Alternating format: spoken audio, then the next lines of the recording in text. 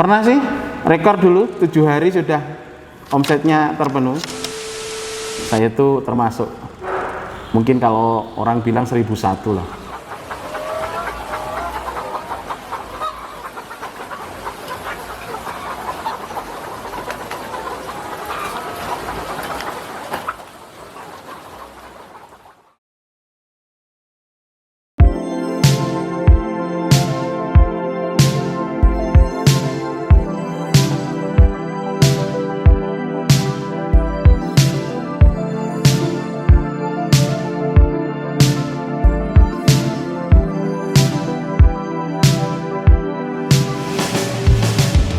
Assalamualaikum warahmatullahi wabarakatuh. Perkenalkan, saya Ahmad Ziabudin, pemilik dari Ngrembaka Farm dan Ngrembaka Kencana PS, juga PT Kampung Layar Indonesia. Kalau saya mengenal di dunia peternakan sebenarnya dari lahir ya, karena saya kecil itu bapak penjual telur bebek sekaligus akhirnya juga poultry shop di awal tahun 80-an. Tapi seiring waktu krisis tahun 86 bapak juga kena imbasnya. Akhirnya saya sendiri mulai di dunia peternakan khususnya ayam ini 2003 sampai sekarang, kurang lebih 18 tahun.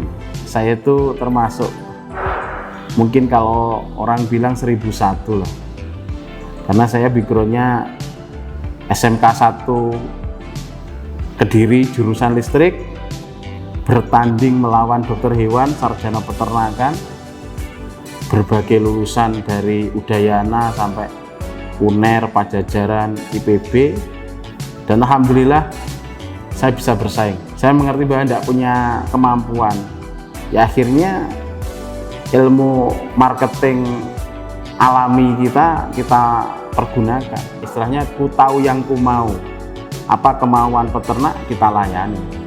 Jadi kebutuhan peternak ternyata tidak melulu antibiotik, tidak melulu vitamin, premix mineral, tetapi kebutuhan banyak sekali, istilahnya sharing-sharing.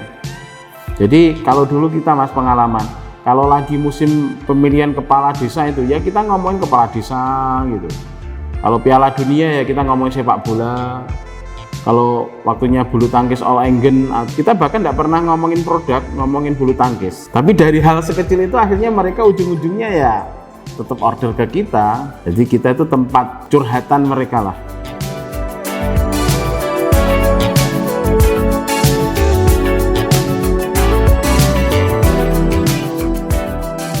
Pernah sih rekor dulu 7 hari sudah omsetnya terpenuhi.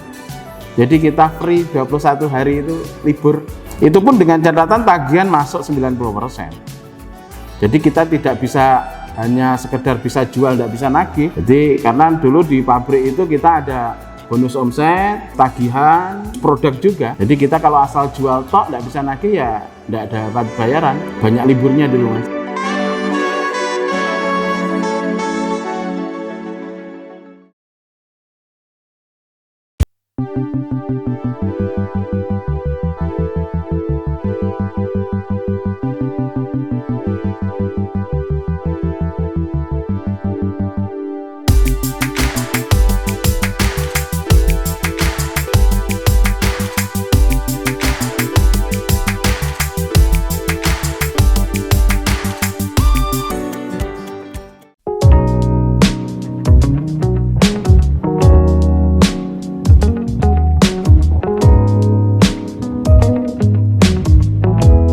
Motivasinya membahagiakan orang tua, membahagiakan keluarga ring 1 lah.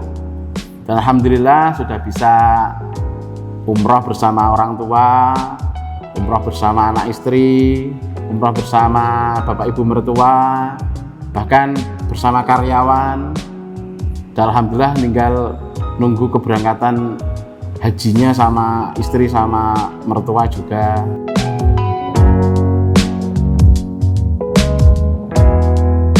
Bermanfaat, bisa dibanggakan oleh keluarga, teman seperti itu, tetangga. Jadi bangga punya saudara Pak Syihab, bangga, punya tetangga Pak Syihab, bangga, punya teman Pak Syihab, bangga, bahkan satu RT dengan Pak Syihab, bangga. Seperti itu tujuannya.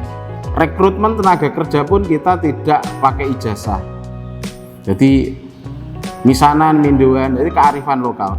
Kalau mungkin di luar ring 1 dan ring 2 kita butuh ijazah. Tapi untuk keluarga, tetangga itu tidak pakai ijazah.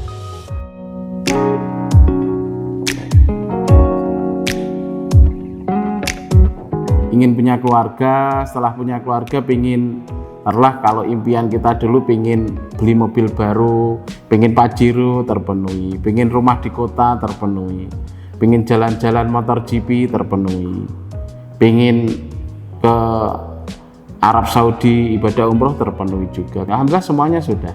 Kalau yang belum ya pastilah pengen lihat Piala Dunia, pengen lihat final Piala Champion kayak seperti itulah. Jadi pada intinya kalau mimpi-mimpi yang primer sudah terpenuhi semuanya. Jadi sekarang tinggal mimpi sekunder.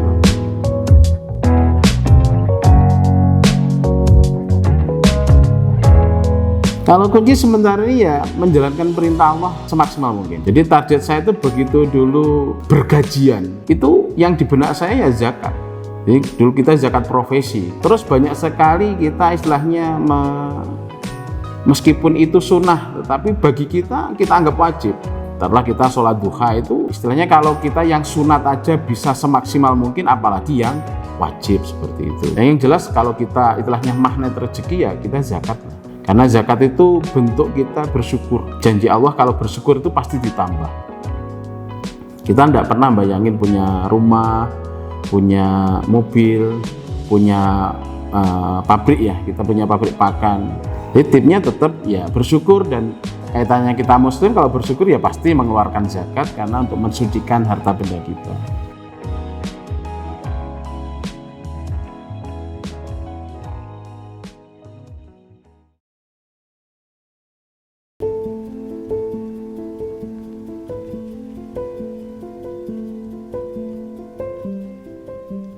Kata-kata zona nyaman itu selalu dipakai atau tidak dipakai bagi saya itu tergantung manusianya aja.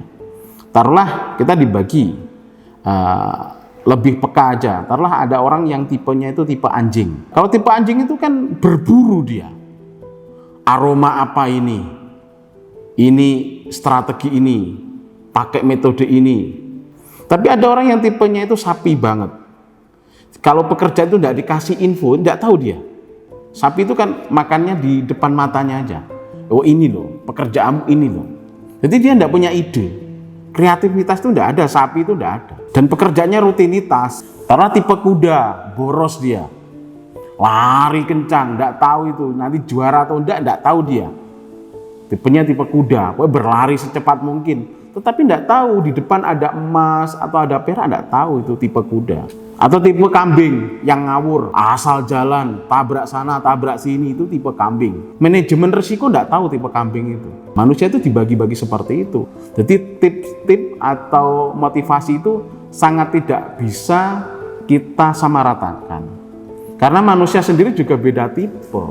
Tapi pada intinya, baik kuda, kambing, sapi, anjing, ya 4 itu sama-sama semangat. Karena bahagia nanti diukur bukan soal kekayaan. Jadi kebahagiaan itu pasti diukur dari hati.